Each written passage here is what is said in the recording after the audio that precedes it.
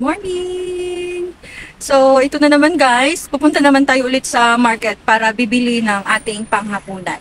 At itutur ko po kayo sa loob ng market kung ano po ang nasa loob ng market dito sa Hinking. Tara guys, punta na tayo sa market at tayo bibili ng panghapunan. Let's go!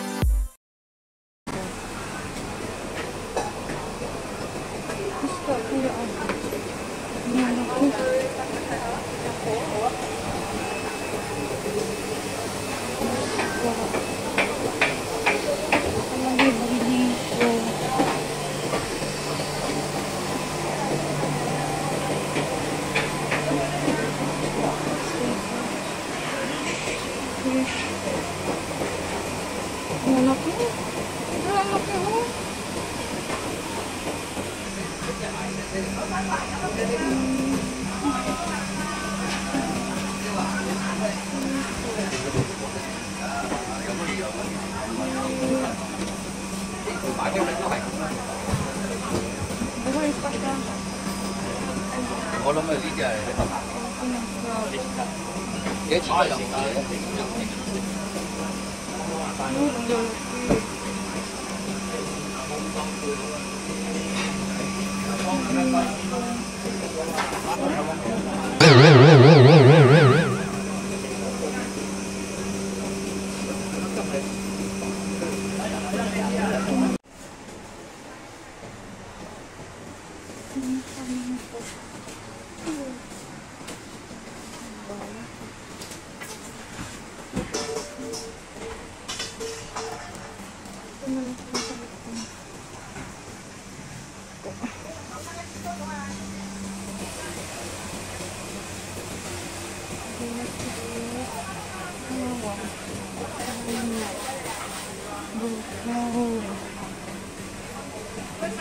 ？Traffic light.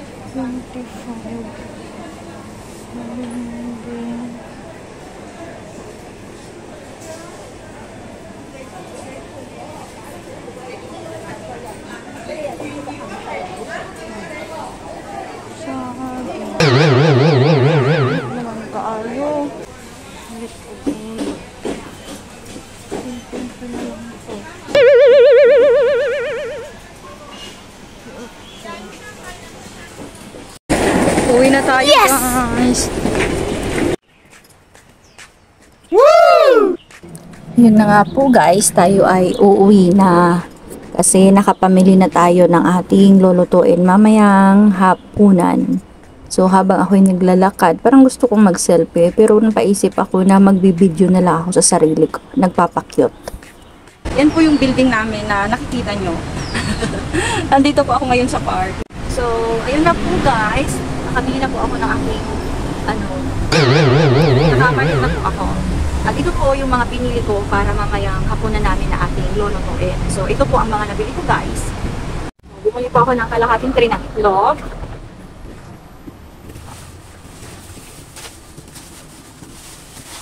Cauliflower.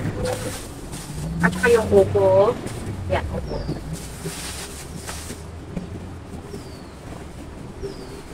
Talong. Talong. Ganito po yung talong dito. Ito po, na ganito, 10 na po ito. $10. Saka yung paa ng manok. So, paa ng manok po ito. Lulutuin ko para pananghalian ko. Siyempre, hindi mawawala ang saging. Bumili pa ako ng saging. Magkano po ito? 14. Ang mahal po. Magkano lang? 1, 2, 3, 4, 5. 5 piraso. 5 piraso lang po siya is 14 na po. $14. Diba? Mahal. pa. Tapos, yung gagawin natin soup, yan.